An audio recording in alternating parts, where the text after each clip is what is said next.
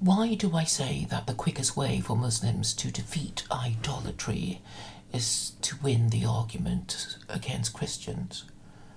Because Christians are the biggest idolaters of all, and also the biggest hypocrites. They are certainly the most powerful idolaters in the world. They're not as powerful. Hindus are not as powerful as Christians. So that's why I say that in order to defeat idolatry, you have to win the argument against Christians. Because once you win the argument against Christians, the rest of them will know that they cannot win the argument. So it's like in a group of strong men, you defeat their leader, who is believed by the group to be the strongest in the group. And if you defeat it, then all the other idolaters will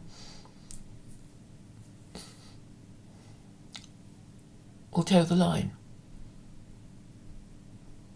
And the Trinity is ridiculously easy to defeat. How can they explain? How can they explain that Jesus is the co-equal of God when he was somebody who was born, lived and died? They have no explanation. The only way they could have won the argument was to burn heretics at the stake, and now they no longer do that. So that's why I'm saying Muslims are not doing as much as they can to make their point. And that's why they continue to suffer, as do Jews who refuse to join in with Muslims to agree with them that Christianity is idolatry. Now, why won't Jews do the right thing and agree with Muslims that Christianity is idolatry? It's because they don't really believe. They think it's more than their job's worth. They've never done it before, so why should they do it now? Certainly, the commandments of God are not to be taken literally, judging by the way Jews and Muslims behave.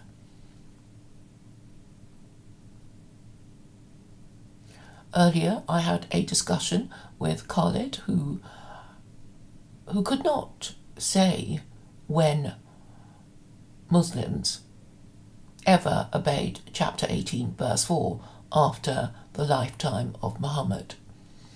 No Muslim leader ever asked the Pope or the Archbishop of Canterbury or any Christian monarch how Christianity is not idolatry or how Jesus is God. They haven't done it, and it appears that they refuse to do it because they are still in fear of their imperial overlords. And since people who call themselves Christians are not about to take any hints about their idolatry and blasphemy of nearly 2,000 years, stronger action is required than dropping polite hints. I think I'm being polite enough. I'm not saying in this draft letter that I propose Muslims send to the Pope, Archbishop of Canterbury, or the British monarch, and the British monarch, well, three of them, why not just copy them all in, the three of them, and ask them how Christianity is not idolatry? And when predictably they say that Christianity is not idolatry if Jesus is God, then you have to ask them the killer question: how is Jesus God? In which verse can they cite authority for the proposition that Jesus is God? There is no mention of this in the New Testament.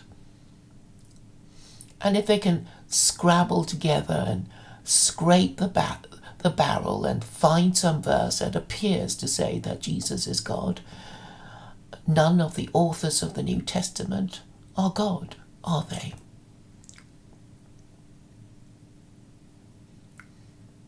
I think these points are very easy to make, but Muslims don't make them, probably because they are afraid, they are hypocrites, there is no leadership telling them to do so, and whatever leadership there is will not be making this point. I would say that the Muslim national leader closest to being high status enough to make this point would be Imam Khomeini, but he's got a Christian minority to not upset, to not alienate. So I guess he won't be doing anything like that, and also he's quite old, and probably all these people who call themselves Muslims do not take the Quran literally, and that is why they continue to suffer from being the apparently eternal victims of Western imperialism.